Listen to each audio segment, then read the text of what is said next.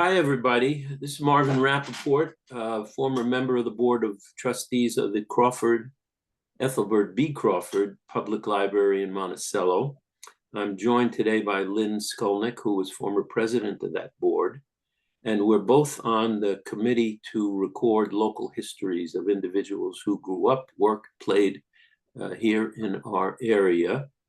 And today we have the privilege of visiting with Peter Nigg, who grew up here and is going to tell us a little bit about his family connection to the county, where they came from, what it was like growing up here, and just generally observations about life in Monticello as he experienced it.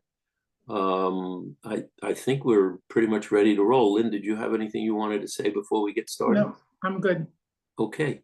Peter, your Yes. family history is very interesting. I should start by saying, obviously, your family came to Sullivan County from a different place than some of us. My family came from Russia, ended up in Sullivan County in the vacation industry.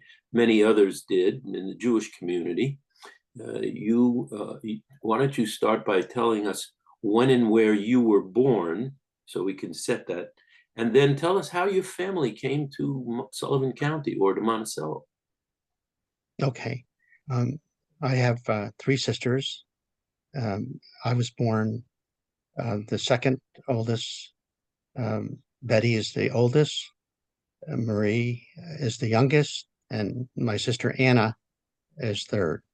I was born in Monticello at the Hamilton Avenue Hospital, and we lived at the time in the Margolin building. I don't know if you're familiar with that, but that's on St. John Street, where we had a laundry. And you didn't mention the year you were born. I was born in 1949. 49. Okay. Yes. And for some who don't know, I think the building still stands, yes? no. Oh, no, that building is gone? That's gone. For those of us who grew up in Monticello, we knew there were commercial stores along that route, but very few of us appreciated that people lived upstairs and in the building itself. So that's interesting that you tell us that. So you didn't have far to walk to school. No, I didn't. But we had the Chinese hand laundry called Sam Lee Laundry. It was situated at 5 St. John Street, which is part of the Margolin building.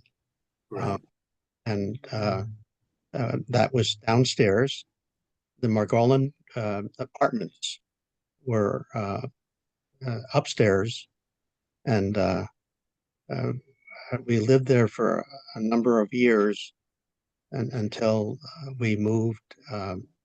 My father had a house that we moved into, going towards Bridgeville, New York. Okay. Now go back and tell us how your family ended up in Sullivan County. Okay. It's my understanding that my father first came from China, near the Canton province. Roughly when? I would say back in the 1933 area. And that came about, as I understand it, because my grandfather, his father, had a laundry in Port Jervis, New York. Wow. And then so he came at a young age, and worked with my grandfather for a while. Then I'm not sure how the laundry on St. John Street in Monticello he acquired, started working there. That was in the 1930s, all of that. You know what's so interesting, though, Peter? Yeah. I don't care who we are or what our backgrounds are. We all come here pretty much the same way. We had family who emigrated to a certain area. Relatives came over to the same area, became involved in the same businesses. And so the more we're different, the more we are alike. That's correct. I feel the same way. Um, but my my parents all worked the laundry on 5 St. John Street, um, uh, night and day. I recall us joining in, working with them.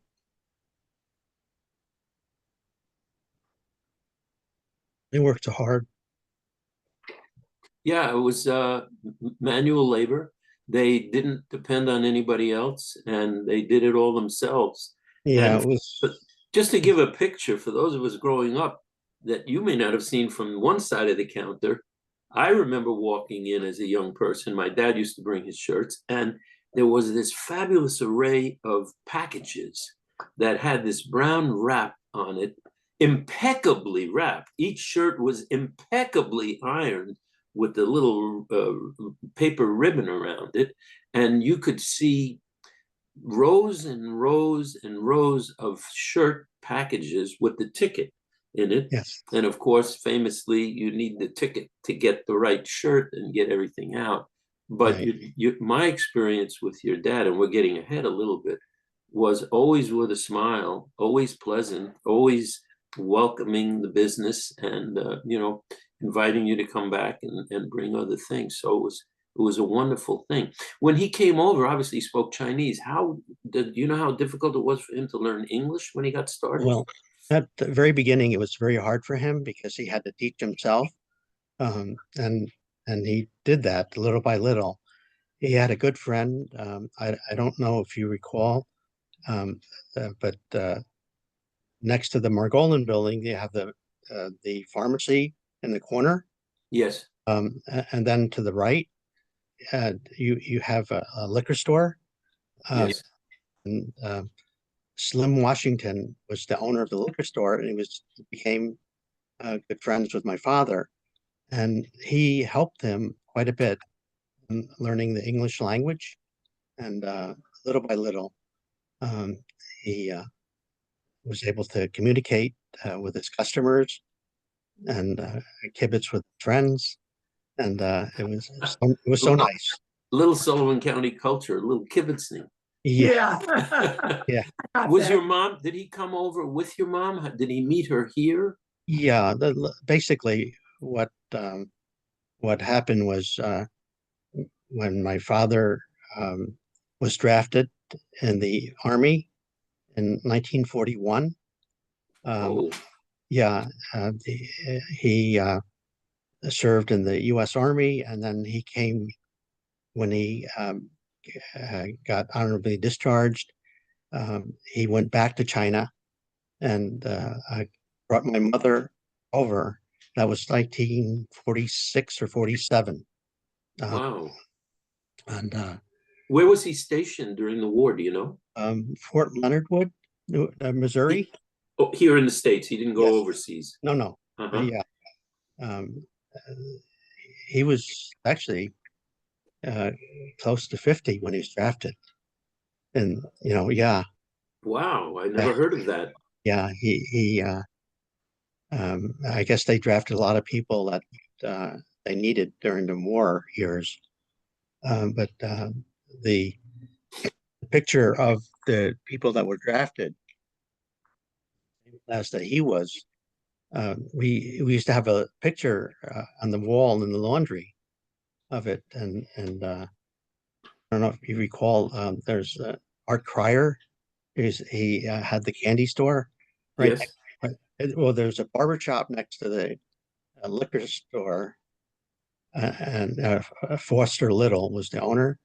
And then to the right of that, there was Art Cryer, who had uh, uh, amazing. Was that the Metropolitan? Um, Or that no, was further that was that was further up. further. Yeah, Yeah, but he had nice fountains, milkshakes, and it was just great. right. But so when he came back over from China, it was like 1947 area, brought my mother, and he had a family in China before her, which had 4 siblings. Um, and they remained in China, but he brought the youngest sibling over with my mother. Mhm. Um, and I seem to recall my father talking about the prior, the siblings. That one was a um, martial arts artist and he teacher in that. And I never got to meet any of them, but it was a fascinating way he talked and about them. And so brought my mother over and that, And likewise, did she have to learn English when she got here? yes, she did. Hmm. But she was fortunate enough to at night school. Um, I think in the building next to the high school, where the telephone company is. Yes. And she attended some night classes to get, to help her with the English, and she learned English that way. Were your parents already married before he brought her over here? Yes. So they were separated for a number of years. Well, he actually he met her, and then he came over, but the family before they mother had died, and so that's why there was a period of time in which I guess he was set to bring her over, and then he couldn't do it until whatever reasons, until the draft happened, and then he was able to go back. Okay. Okay. Wow. Um, Great. So now your sister's born first. yeah, my sister Betty Yeah. was born first in 1948, um, and she, um, I don't know if you want me to go into what we went through school Yeah, and sure.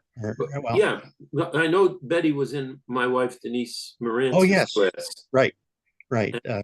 66, I think, the high school Yes. Hmm.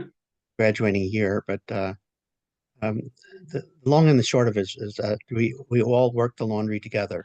My sisters, my parents, we all worked together, and that's all we After knew. school, after Yes, after school. after school, And you said into the evening. yeah, into the evening, and we did homework in between our jobs. Uh, Right. and it was And you spoke Chinese at home. yes, we spoke the one dialect that my father taught us, and my mother taught us, and they said if you want to communicate, you communicate in Chinese here, so that you retain the heritage and the language, and so we did, and I think we're one of the few later that I learned that uh, you know Chinese American born uh, uh, retained the language that way. Um, but um, I recall vividly when we worked those long hours that I was kind of unhappy when I at night because the basketball games and all the activities, the kids would walk by the laundry, classmates, and they're waving to me, and I couldn't be with them. Wow. And did you learn to write it as well? No, I never learned that. They tried to teach me, but I refused. I guess, Minor rebellion. yeah, yeah. But it was nice in a way that uh, they taught us a lot of responsibility at the early age. Um, uh, we just took nothing for granted because No. we couldn't. I still remember when we were going through the how hot it was in the summer, Yeah. and here we are in the laundry doing. See, everything's done by hand, Right. and the way we were doing it. A lot of these commercial laundries that you hear about have machines that do all that stuff, but we did everything by hand, from marking the laundry I had the responsibility to do that, to mark the laundry so that we would know which customers Was it our initials that you put in the well, collar, as I recall? yes, it was somewhat initials and a combination of numbers. Numbers, yeah.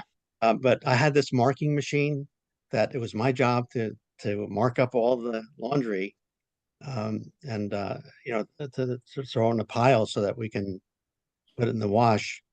Um, but some of the Peter, yeah Peter, I'm going to interrupt you just for a second. My family also had a laundry and dry cleaning as a kid when I was growing up. And my father told me when I walked into the building, never to say how hot it was in there. And it was hot in the yes summertime. yes you got the humidity, the heat, then you got the pressing machines that you know it was just almost unbearable, but we had to bear it. And the dryer, you had a washer and dryer in the back behind the Yeah, counter. we had a big commercial washer. And the dryer, I recall, was a it's a very old dryer. It was if you don't balance it right, uh, it would just hit the edges, and we'd have to stop it and then redo it. But they worked good for old machines. But they generated heat too. Oh yeah. Peter, did you also have to change cuffs and collars on men's shirts when they frayed? Did you provide that service as well? No, no, Okay. we didn't do that. It's just the customers that wanted starch on their shirts Right, and those right. that did not want, and that's what Exactly. I do remember that. yeah that we would note. But you'd have the dark colors had to be separated from the wash to be washed separately, and it was So as not to bleed into the white yeah, shirts. that's right. Mhm. And then from there we after the washer and the dryer, we taking the clothes out of the dryer, we had like a rectangular basket.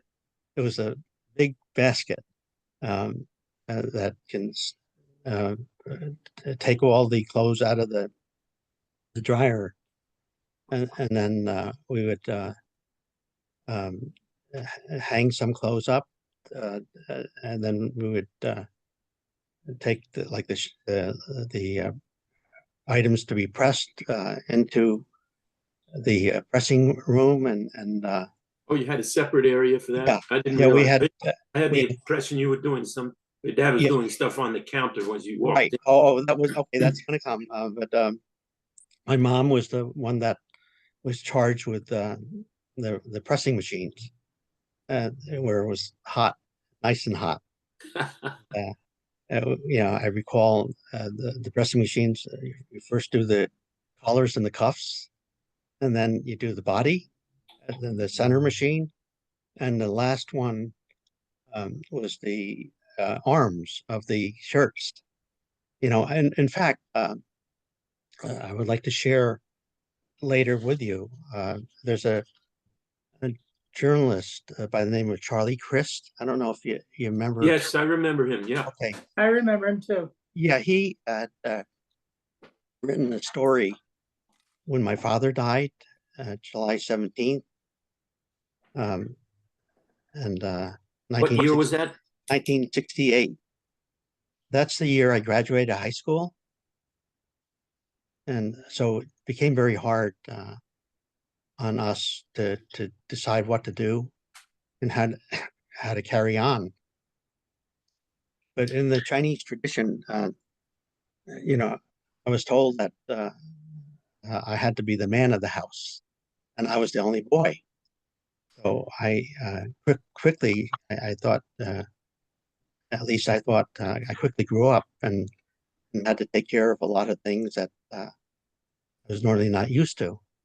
And so when we, Did you not go to college right away?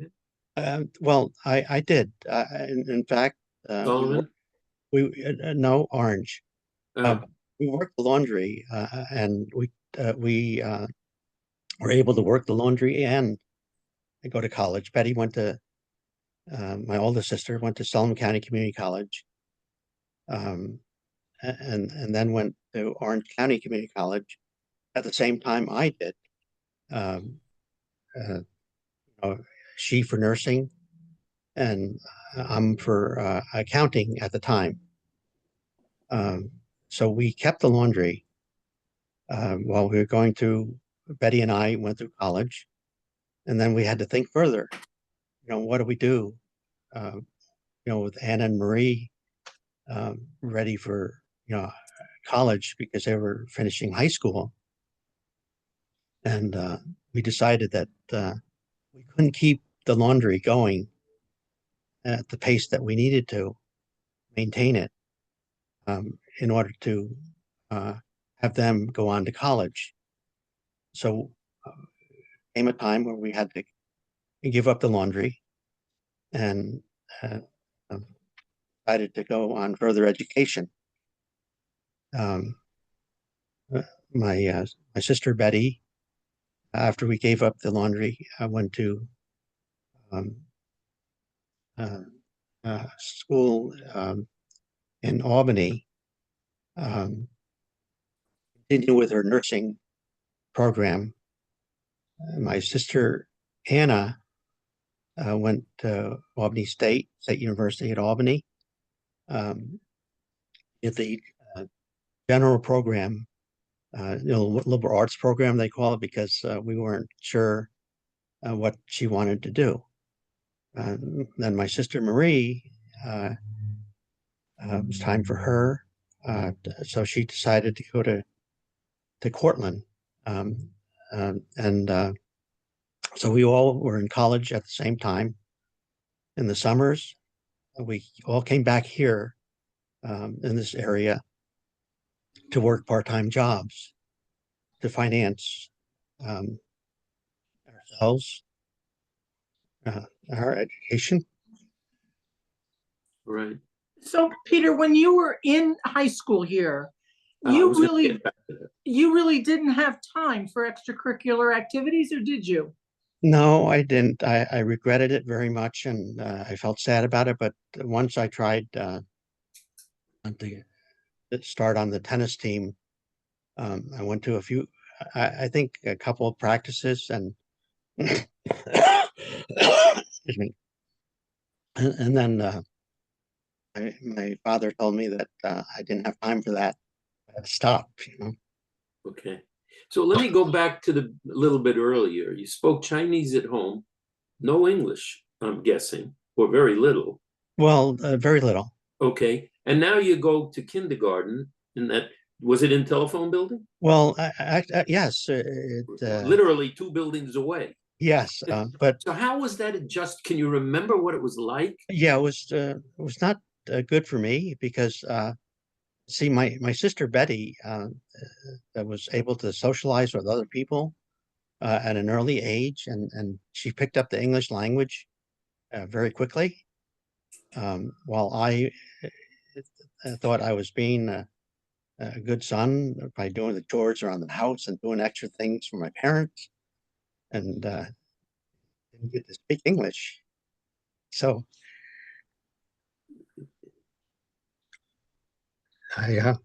Who was your kindergarten teacher? Do you remember? what? Yeah, Mrs. O'Donnell. Oh, yeah. Know the name well. Yeah, And how was she good? Was she helpful yes, to you yeah, in she was getting very it? helpful. Uh-huh. I recall, when I started kindergarten, I barely speak English. I never learned it.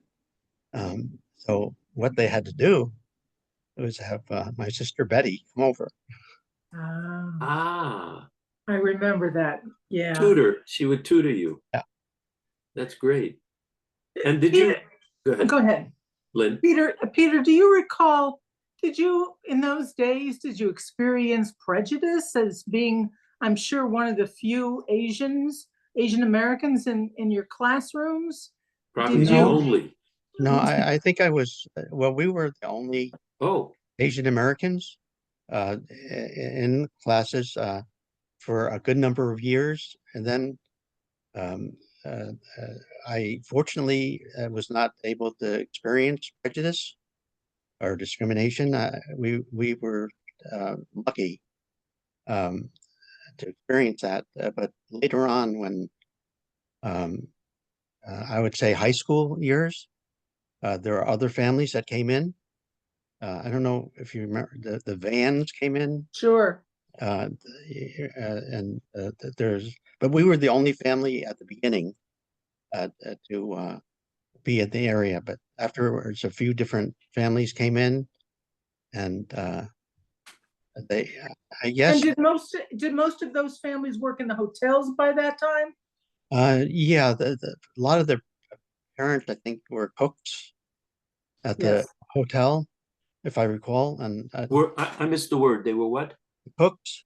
There were chefs. Cooks. Yeah. Yeah, Yeah. they were doing that a lot, and then yeah, just worked in the kitchen generally. And there were a lot of hotels to choose Did you ever get to work in any of the hotels yourself growing up? from. No, I didn't. Our well, actually, I worked in hotel part-time while I was in college. In Which hotel? Albany. It was Oh, Albany. Uh, what my well, I don't know if you recall, George Cook was the manager of a hotel in Latham, New York. whoa. Okay, so but I'm going to go back a little bit, if I may. Um, Judge Williams was very friendly with our family, and he would always after us. And he asked me if I wanted a job my junior year, and I said, "Yeah, but doing what, Judge?" And he says, "Well, I'm trying to get you a job in the Assembly or the Senate." I said, "Yeah, sure," but then it turned out that he talked to George Cook, who was the manager of the Latham. It's called the Diplomat Motel back then in, Uh-huh. in Latham, New York, and he George reached out to me and said Judge Williams said that you needed a job. I said, but I didn't think that he was going to go your direction. But I said, sure. So I worked double shifts on weekends, As what? double shifts. What did you do? Well, I was a desk clerk. Ah, I checked people and in the motel, and I it was like uh, Saturday night through Sunday. So I did all that semester. But then come my senior year, um, Judge uh, Williams asked me again. He says, "You need work." I said, "Judge, I really appreciate the work that you gave me, the opportunity, but I wasn't looking for that kind of work. I was looking to maybe from the accounting, to see my experience in law. I'd like to do some research and get what the environment was like. Uh, so I'm talking, about the Capitol, to see if I can get a position there. So he got his contacts, and he got me a job with Speaker Perry Duryea. Oh yeah, Yeah, yeah. I remember him. It was a very, very good opportunity to work with him. We um, watched him on the floor the of the house, and just actually did research. And I learned a lot that semester, and I knew that that's what I wanted to do, to go into the law. And so I didn't mean to get away from where we were. No, that's fine. But The only question we didn't ask you that we have on our list here is, as a youngster, did you use the Crawford Library growing up? Well, I I didn't really have much opportunity to use it, but my sisters did, especially Marie. She was very studious on getting information, and they used it a lot more than I did. Uh-huh. You know. Peter, I don't mean to pry, but from what you've said thus far, it seems as a male in the family, there were perhaps different expectations for you than for your sisters. Certainly, it just seems incredible that at a very young age, if you were even 20, you're making a decision, I'm assuming with the other family members, about whether or not for the business to continue. They had time to go to the library, you did not. Am I correct in that assumption, or am I wrong in that assumption, Peter? No, you're absolutely correct. It was a very early age. I just graduated high school when my father died. I had to make most of the decisions, and had to protect my sisters, and we had not wanted to make my mother, who was elderly, work anymore. And by that I mean when we were working summer jobs, assorted summer jobs. I remember working in the drug parade. I don't know if you guys remember drugstore, uh, uh, uh, and the movie theater on Broadway. The Wieners had that. That I worked as a ticket seller, worked as an usher, I worked as security. Was there someone from whom you were getting advice to help you make these decisions? Well, uh, I always talk to my sisters and see what their thoughts are. So I'd like to think that we make decisions together, but I had the responsibility to make the ultimate decision, which was not always easy. Hmm. Maybe we can go back to elementary school. Was there any teacher that stands out in your mind particularly that you enjoyed having, or that was particularly helpful, or somehow stood out in your mind? And that was, let's see, you were in the telephone building for what, a couple of years, Yes. and then the Cook School was finally done. You Well, would have gone there, or right? before the cook school, Marvin, we had the bus garage that housed some Right. students, and I remember it vividly because a lot of times when we had rain, it flooded. And I went to school there for a year, I remember. okay, but No gym, right? no, You have to go in the yeah, hallway and get your lunch and then go yeah, back to your desk, right? yes, And the those, only play area was outside in a playground. yeah, that That's it. that's those were the days. Yes. And Who was your teacher there? well, I seem to recall I don't know, there was a Mrs. Finnerty that was on my fourth grade teacher. She was Yes. very helpful. Um, Mrs. Keston was the lower, when I started out. Right. I think she was kindergarten or Yeah, first. she was kindergarten, Yeah. but I remember we had to get Betty to help me communicate in English, and she was instrumental in getting that coordinated, so Great. that I learned English pretty quickly. Good. And you ended up at the Cook School though? No, we ended up in the Rutherford School. Rutherford, yeah. That's Yeah, interesting because initially they divided the town in half, and people that right. lived on one side went. So I would have thought you would have gone to Cook, but that's No, interesting.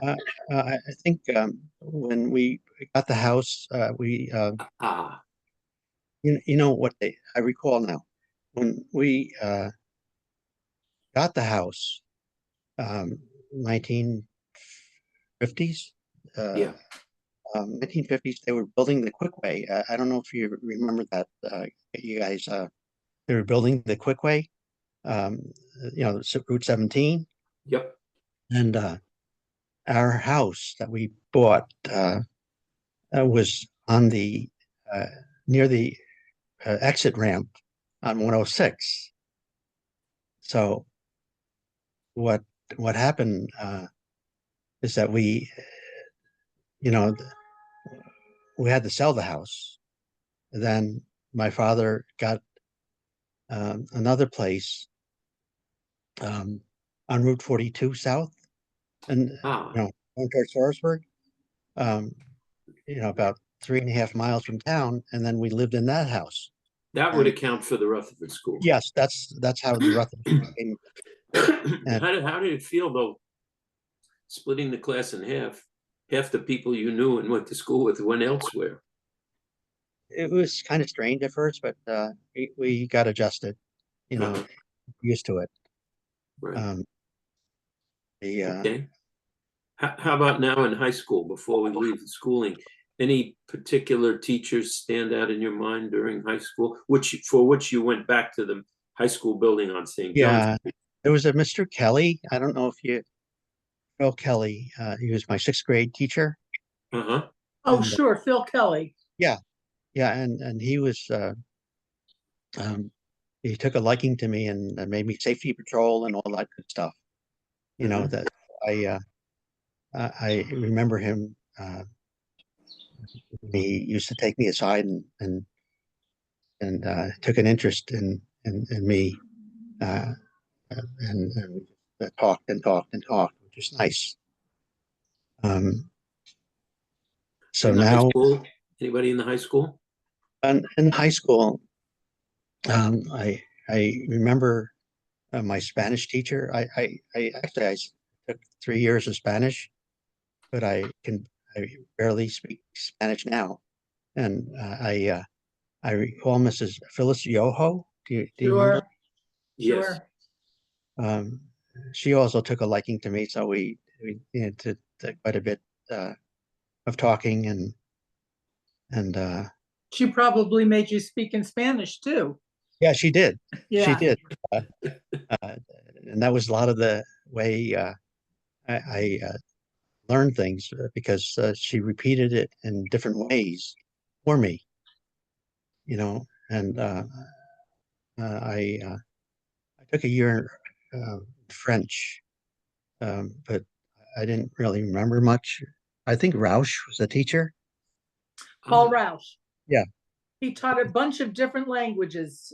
yeah, yeah, He yeah, taught Latin primarily, I think, I only remember him teaching Latin. That's interesting. but Mrs. in Mrs. later Racine, years, yeah. Mrs. yeah, Racine taught French when Oh, yeah, Marianne Racine, yeah. yeah. I recall distinctly Mr. Borko, yeah. Martin Borko.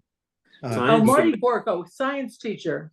Yes, I remember him because I told him I was interested in building a rocket to fly, and he looked at me, and I said, "Well, what are the principles? How does the rocket go, and how does it take off and maintain its speed and all?" So he looked at me, and he knew that I was interested in the way I was asking the questions.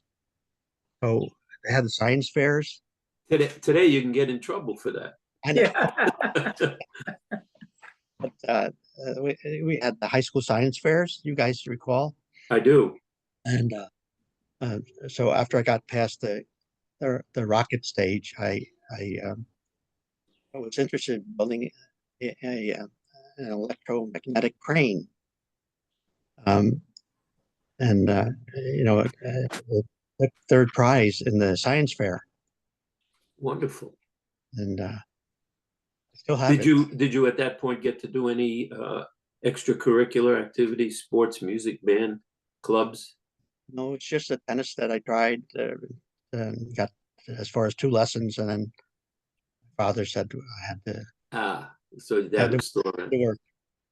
So now Yeah, you get ready to go to college and you finish that up. And then what law school did you go to? I ended up with Suffolk University Law School in Boston? Boston, Hmm. Boston. Um, we I was very fortunate because uh, different law schools I had, but Suffolk offered me a scholarship And you know how when you take the LSAT, Marvin, the Yes. Law School Data Center Referral Service, you do good with it, then different schools reach out to you and show their interest in you to see the school and make application. Did you Um, have the impression that being an Asian American was a factor at that time or a plus or? you know, Or I, minus? I actually I really didn't. Um, uh, and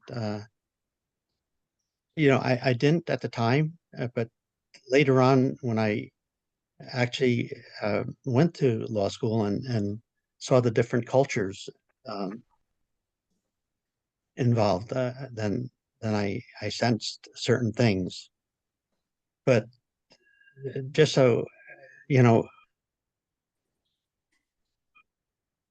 I want to go back to Suffolk a minute, if I may. Sure, Um, of course. we started the um, International Law Journal, the first edition at Suffolk. They never had that in the law school before. Um, a bunch of us, um, got together. A bunch of law students got together, and we were very interested in forming the uh, International Law Society.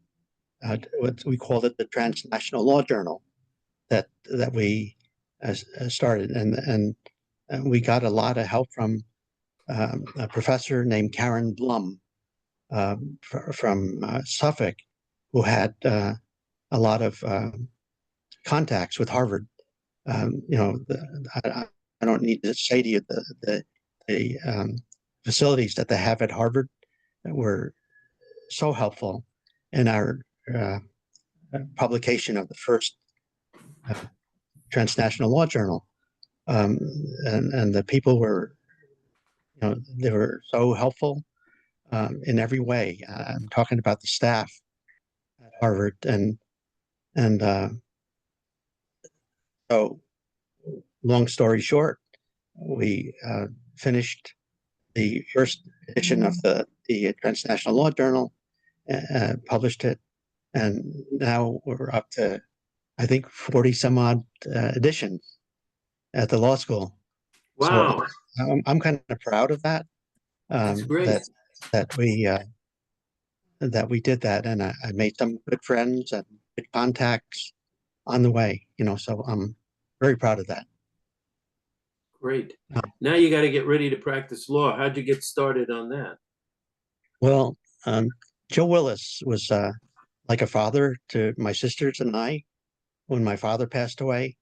In fact, to go back further, when my father bought the house on um, Port Jervis Road and the other house, Mhm. Joe Willis was the one that was financially assisted him in purchasing those. And then when my father died, he um, helped us with college scholarship applications. I'm talking about my sisters and I, and he would look after us, and um, I told him that I skipped some years because when I was at Albany State, I was in for accounting, and the first time I really met Joe Willis, um, other than him being friends with my father, was the time when I needed a job as an accountant for the summer. So I went to him and asked if he knew of any accounting firm that would have a job available.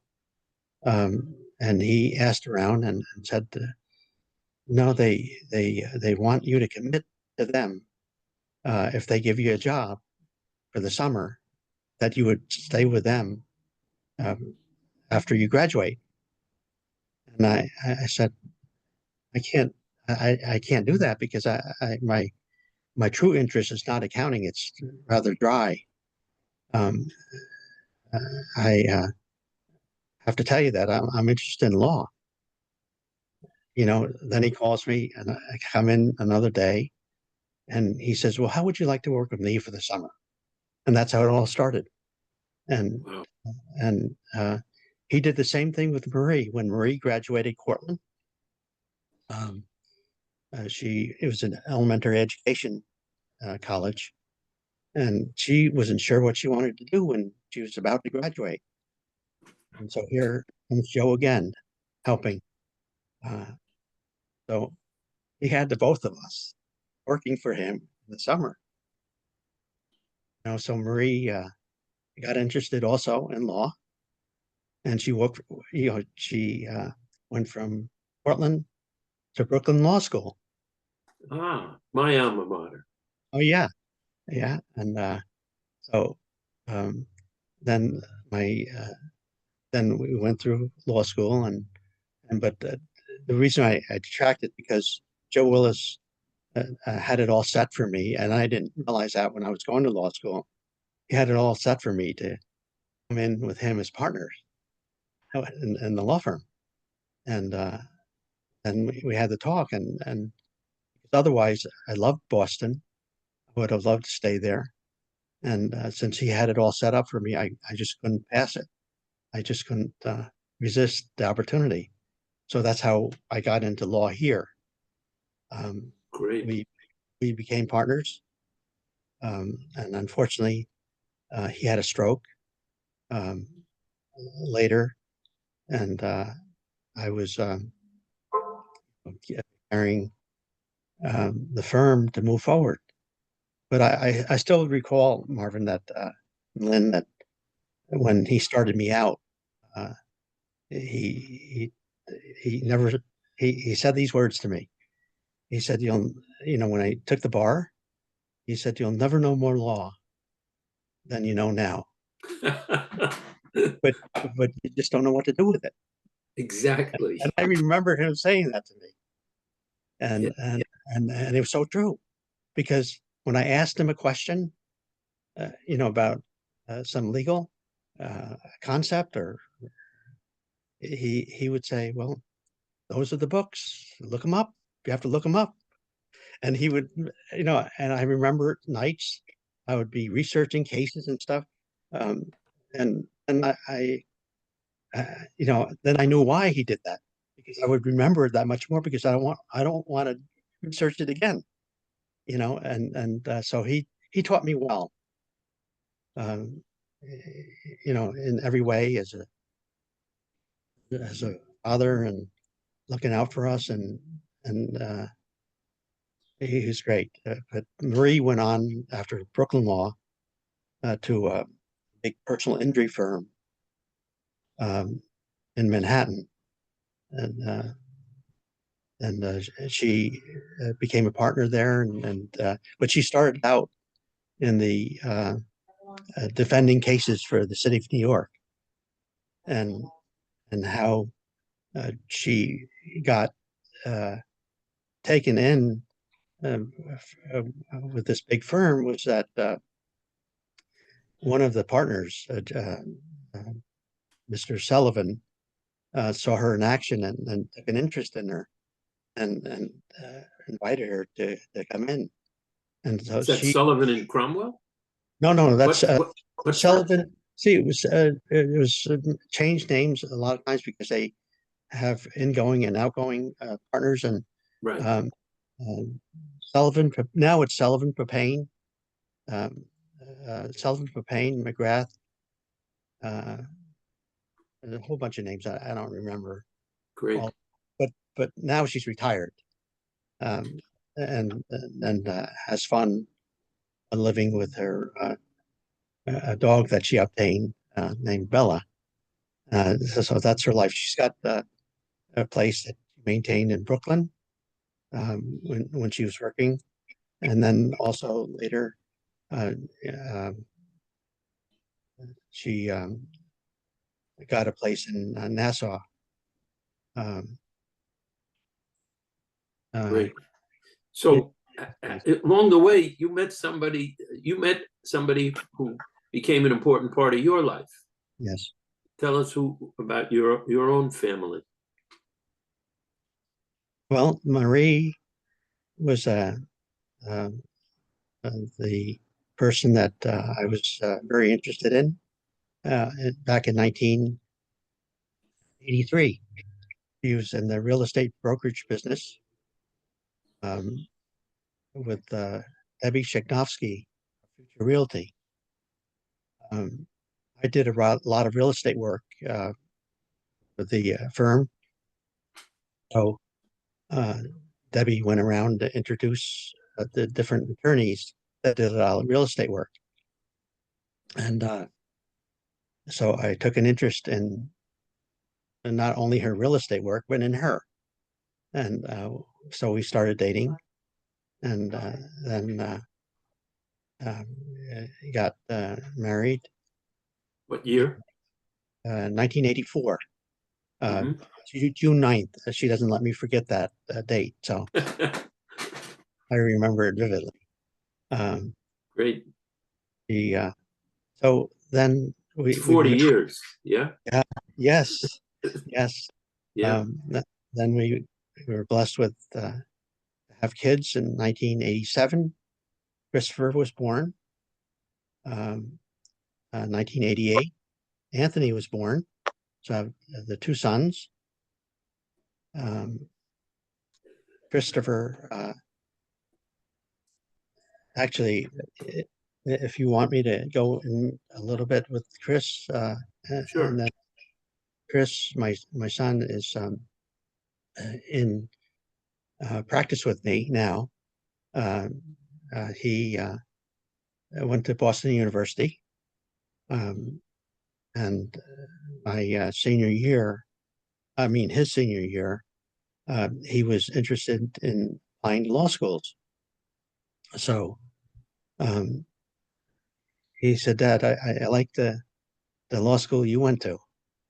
So I said, "By all means, just make application."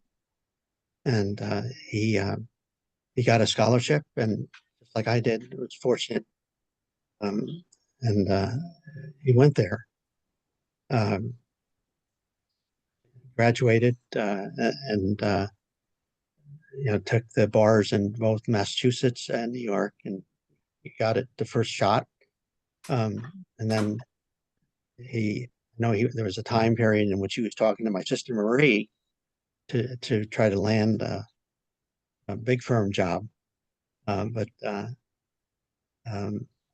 after thinking, I invited him, like Joe invited me, to join me because I was overwhelmed with the volume of work that I had to do in order to, keep the quantity somewhat balanced and do a proper job. I needed his help. So Great. he decided, yes, I'll try it. So we're up here to this day. It's 12 years now. He's been admitted to Massachusetts and New York, and now we branch out. He's specializes in criminal law. He was doing Article 78 when he first started out, but I'm trying to get him. Which for those who don't know law is basically it's a procedure by which you ask an official to do a certain task by law require them to do it. Is that a fair statement? That is a fair statement. Yeah. Thank you. No, I'm sorry, Lynn. I should That's all have. right. Our listeners also. Yeah. Article 78 proceeding is common in law. Great. And how about Anthony? What did he do? Well, Anthony is a different story. He also went to Boston University. Then junior year, he wasn't sure liberal arts he was taking at BU. Wasn't sure until the junior year he was interested in medicine. So I said, Anthony, you should have known this before because they have medical subjects that's requisite for medical school, and you're in your junior year now. So what are you going to do? And he says, well, Dad, I can always go to another school and catch up on all those medical subjects they need. I said, you mean more schooling? Yeah. But you ready for medical school? And he he said, yeah, I'll take the few courses that I'm at my last year at BU, and then I'll look at um, and he was looking in Philadelphia because LaSalle University Mhm. offers these courses that he needed, um, uh, and to fulfill his medical school requirements. And he took all the courses that uh, needed for medical school. And then he comes to me again, and he said, "Dad, I don't uh, mean to do this, but I really don't want medical school." Well, he did that to me, and after so many thousands of dollars later, he says, "Dad, are you familiar with what Obamacare and all this stuff did to the medical profession?" I said, "No, educate me." You know, so he told me why, and I'm glad that he thought about it then, rather than going to medical school and then tell me.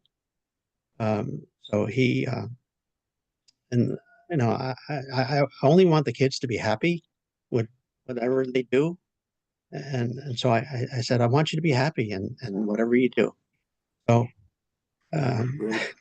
yeah, uh, he he finished LaSalle. He got the courses that he needed, and then um, he said, "Dad, I really like wrestling," um, because he did very well in high school. He was, in high school they had the banner of the most wins uh, in uh, in high school, and so he decided he wanted to teach wrestling. I said, "Okay, whatever you want that makes you happy." So he ended up in uh, Walk Hill High School teaching wrestling. Oh, that's great. Right Yeah, nearby. no, it's good. It's great, and he's got a lot of wrestling students that I know why it's rewarding to him to watch them grow, and when he partakes in advancing them to go to the states, and even nationals, so Great.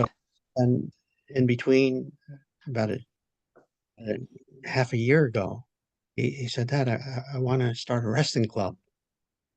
And I said, "Well, where would you go, and what are you looking at?"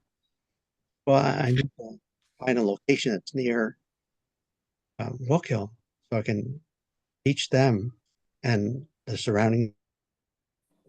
Um, so long and the short of it, he opened up a wrestling club in Middletown. He's running it now, and he gets students from the different high schools in Orange County and some from Pennsylvania. Uh, Wow. I guess the marketing today is is far-reaching. Social media. Yeah, that's yeah, Yeah. and so he's doing that, and I'm happy as long as he's happy. Great. Well, it's a good note for us to wind down. We're approaching the end of an hour, but Peter, just so you're aware, your image is frozen occasionally as we're Oh, chatting. The good news is your voice is fine, and we oh, have everything. We've captured everything I think that you've told us. Why don't we end with this thought?